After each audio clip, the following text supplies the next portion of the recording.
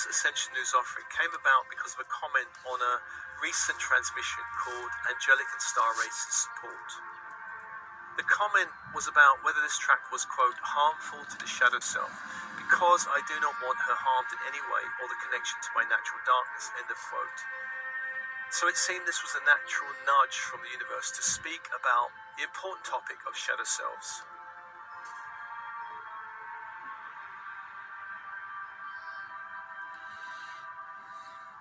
The Strange Case of Dr. Jekyll and Mr. Hyde is a story written by Robert Louis Stevenson. It's a classic that in some ways appears to be the archetypal shadow story. In the story, Dr. Jekyll represents respectable parts of the personality, and Mr. Hyde is the dark shadow. In the story, Mr. Hyde begins to take over the personality, and as a result wreaks havoc on his life. This story highlights the fear we have about the dark portions of our shadow. That if we do not keep it suppressed, it will somehow take over our life and destroy or ruin us. And this kind of connection is very Freudian, because Freud believed the unconscious mind was a repository for socially unaccepted ideas, wishes, desires, traumatic memories, painful emotions that needed to be put out of mind by the mechanism of psychological repression.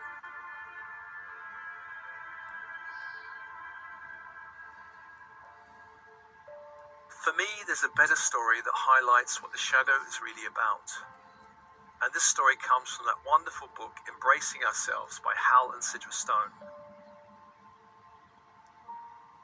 I've summarized the story somewhat. Once upon a time, there was a tigress who was about to give birth. One day she was out hunting when she came upon a herd of goats. She gave chase, and even in her condition managed to kill one of them. But the stress of the chase forced her into labor, and she died as she gave birth to a male cub. The goats who ran away returned when they sensed the danger was over. They approached the dead tigress. They discovered the newborn cub and adopted him into their herd. The tiger cub grew up amongst the goats, believing he too was a goat. All went well until one day an older tiger approached the goat herd, attacked and killed one of the goats. The rest of the goats ran away as soon as they saw the old tiger, but our little tiger, who believed he was a goat, saw no reason to run away. Of course, he sensed no danger. Although the old tiger was a veteran of many hunts, he had never in his life been as shocked as he was when he was confronted by this young tiger. He did not know what to make of the tiger, who smelled like a goat, bleated like a goat, and in every other way acted like a goat. The old tiger grabbed the young one by the scruff of the neck, dragged him to a nearby creek, and showed him his reflection in the water. But the younger tiger was unimpressed with his own reflection. It meant nothing to him, and he failed to see his similarity to the old tiger. Frustrated by this lack of comprehension, the older tiger dragged the younger one back to the place where he'd made his kill. He forced the young tiger to take a bite from the dead goat. When the young tiger had finished chewing, he stretched, and then for the first time in his young life, he let out a powerful roar, the roar of a jungle cat. Then the two tigers disappeared together into the forest.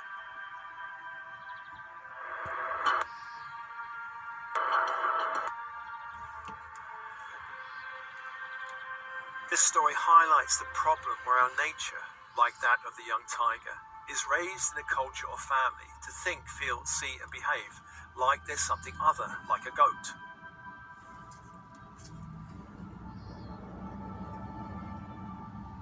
When our authentic self is hidden beneath layers of conditioning, we will never be fully ourselves until something or someone comes along to wake us up.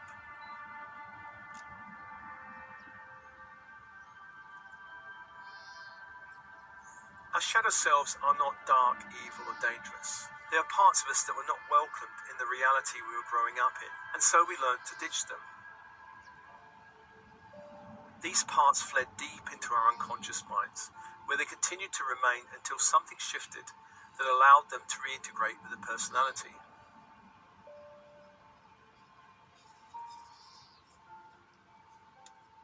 The shadow is a container for all the aspects we have rejected while growing up.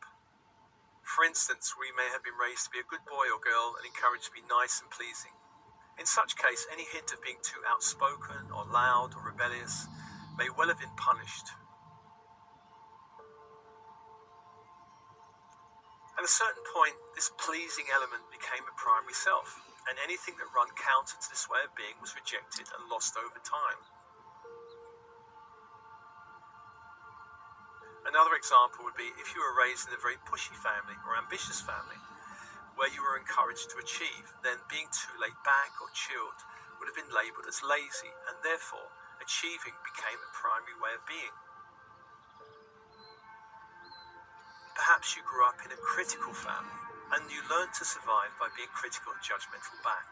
Being too caring or loving would not really have been that safe or welcomed in the family, and would have been rejected and sent away as a shadow self. Shadow selves are disowned because they're rejected. They may be even considered dangerous. We can grow up afraid of our perceived darkness, wildness, or weirdness. We can also grow up afraid of our light, our gifts, our radiance.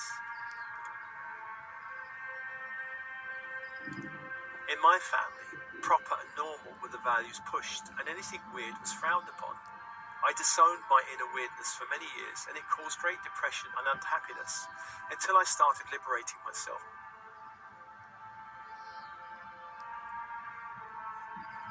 Religion has long created a deep and dark shadow in the psyche. It's common in the developed world to discern themselves containing anything too sexual or anything containing strong emotions such as anger. Some contemporary spiritual systems encourage a banishing of ego parts, where perhaps even the entire ego is deemed bad and working against our light. Any spiritual system that demonizes the ego, our sexuality, or strong emotions will tend to create shadow.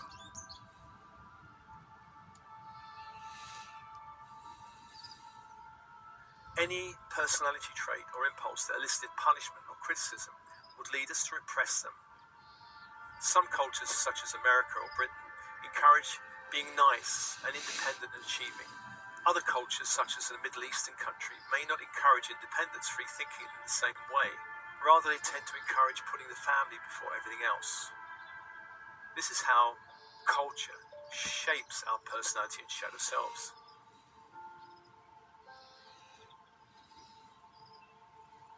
Education also creates primary and shadow selves. Any aspect that was encouraged and praised through school or university could tend to become a primary self. It could become who we think we actually are. In the Western world, primary selves tend to include pleasing, achieving, perfectionism, critiquing, being overly responsible, overly logical and rational.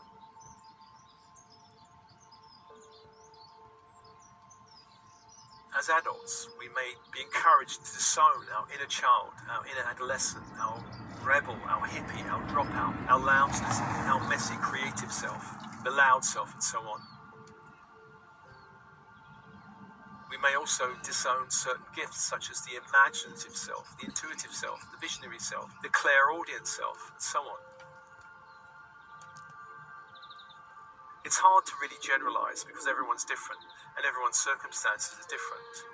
And some individuals may become the lazy dropout, the loud lizard for sure. As a general principle, anything considered shameful, immoral, irrational, fearful, or taboo is tossed into the shadow. The shadow contains our gifts and talents because they're not wanted or valued in the family. And there's one example of a young woman who grew up in a family that valued academic achievement. They were very rational and heady.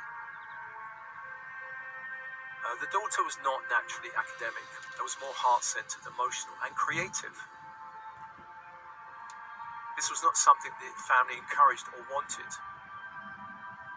And when the young girl's art teacher came around saying that the daughter was exceptionally gifted in art, the parents rejected this and then strongly pushed their daughter to choose a more left-brain academic path. During this process, of course, she lost touch with her creative self. But later in life, when she began to wake up spiritually, she rejected the career path she was on, and her process was then to reclaim this creative self. And this is a path she's still on, since the force of rejection in her family was very strong.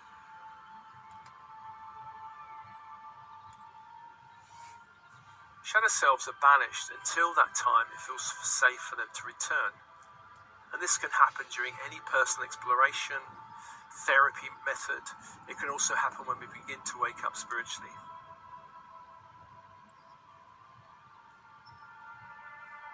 Shadow work is any process that welcomes shadow selves back into the fold of the personality. This is essentially the path to wholeness. It's also one way to shift up and upgrade the ego. We begin to make conscious that which has been only unconscious.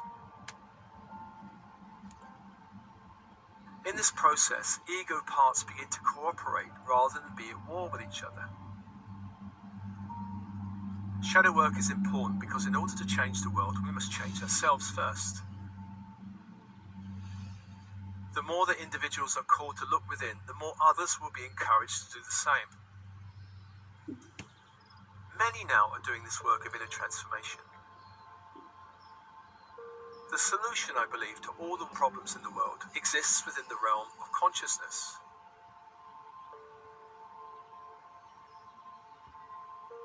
Many conflicts will end as individuals embrace their own shadows instead of attacking the perceived enemy or darkness in the world.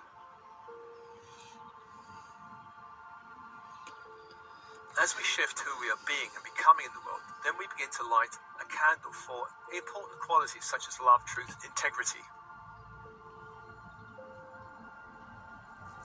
As we do the work, we help to shift all those we come into contact with to a high consciousness. Shadow work is not for the faint of heart, it is for spiritual warriors.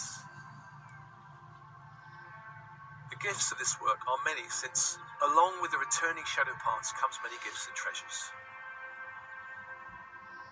Shadow work can also allow for a greater sense of vitality, wholeness, and lost soul qualities. The work allows for a greater flexibility and fluidity in the overall personality as the war between the good, so-called good, and bad selves end.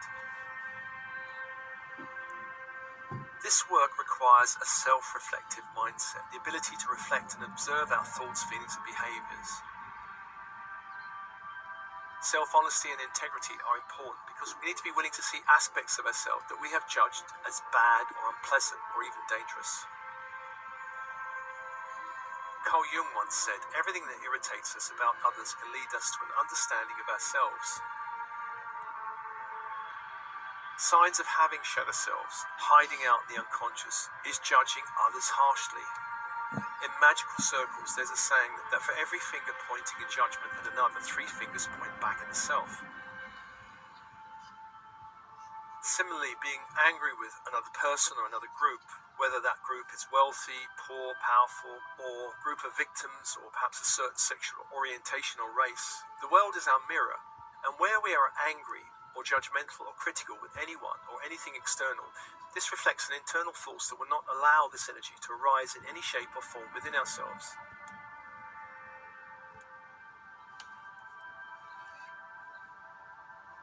This same process is at work when we idolize another. We are projecting our disowned brilliance onto them.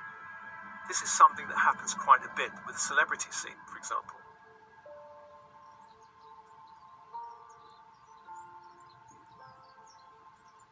Projection is a huge clue to the types of energies being repressed within a person. Therefore, the easiest way to begin this work is to look into the mirror of your reality.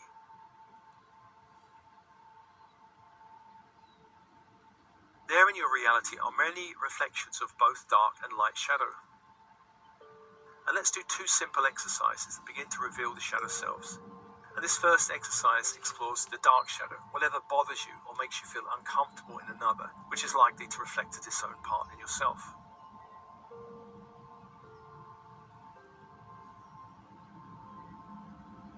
So just get comfortable, breathe, and close your eyes for a moment.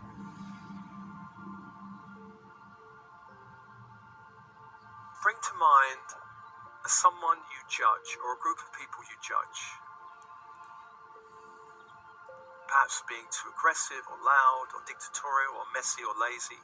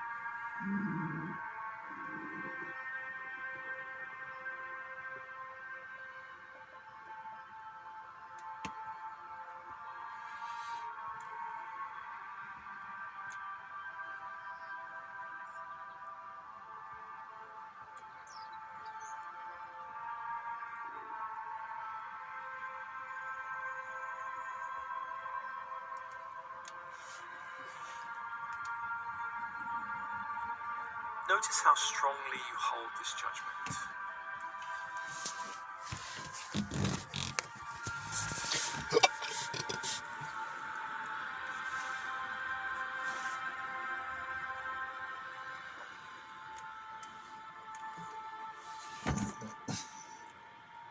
This judgment reflects a judgment on a part of yourself.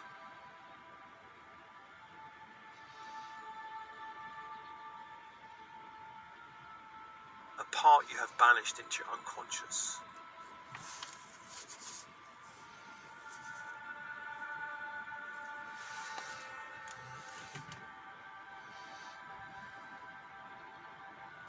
Just breathe with that for a moment.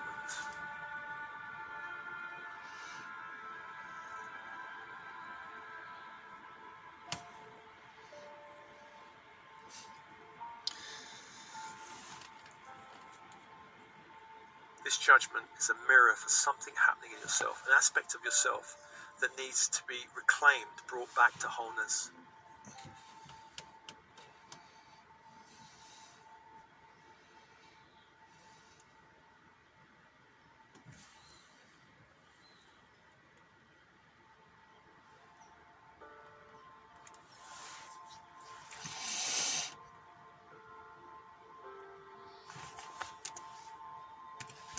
Imagine embracing that part.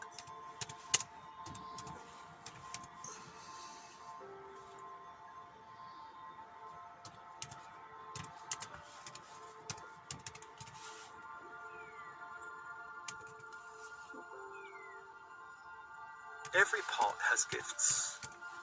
Even the most chaotic or messy had gifts, great gifts.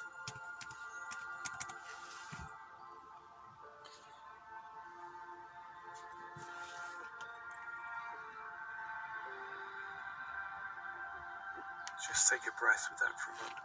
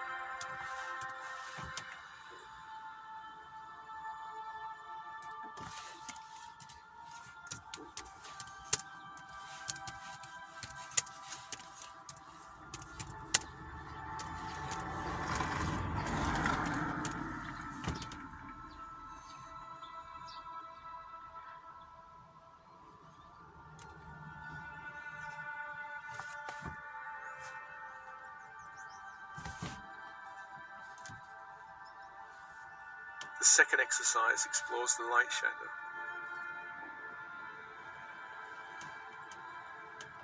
Bring to mind someone or perhaps a group you totally idolize.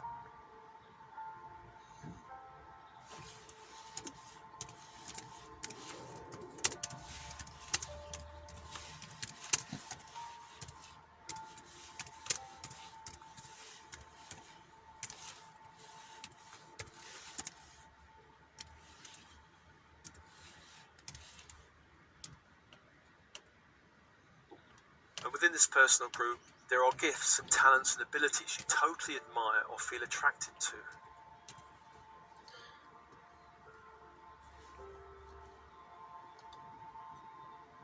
Looking beyond the form, what is the essence of these gifts?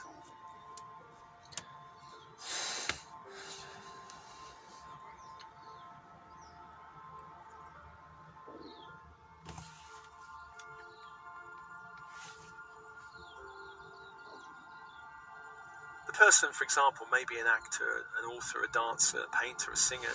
It may be someone you know. The form is not important. The important thing is the qualities you see in them.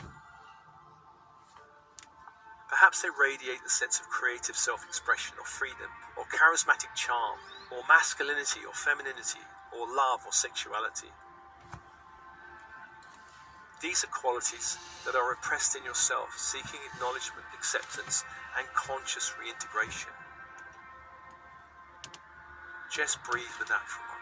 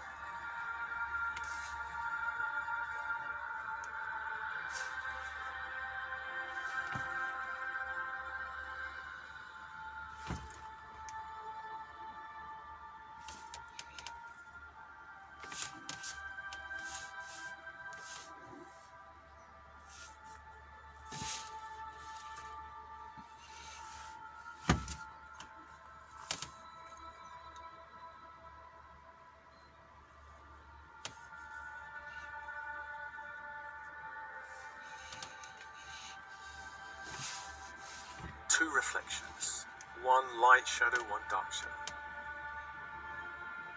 Both sides are seeking reintegration in the greater self.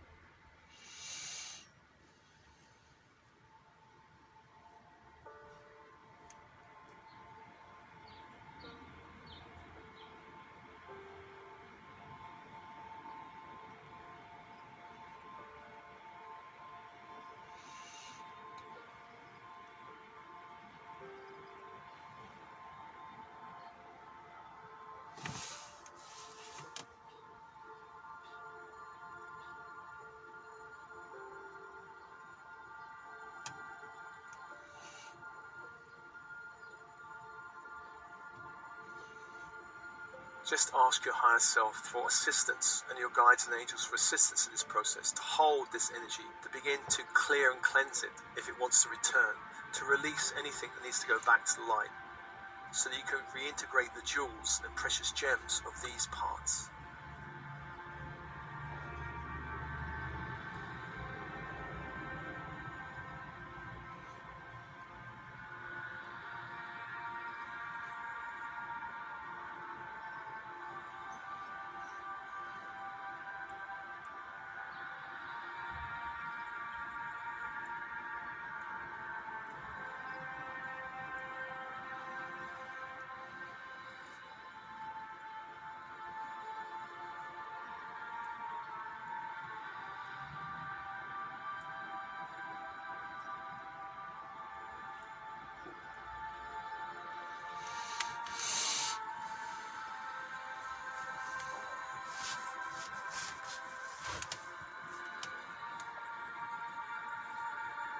this is an ongoing exploration.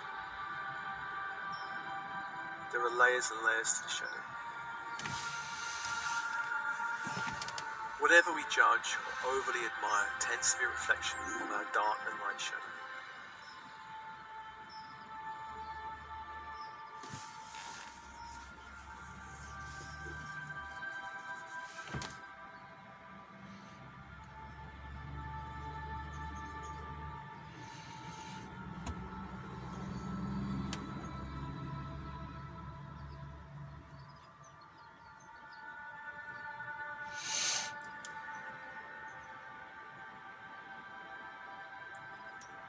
I do hope this brief offering is helpful in some way to you.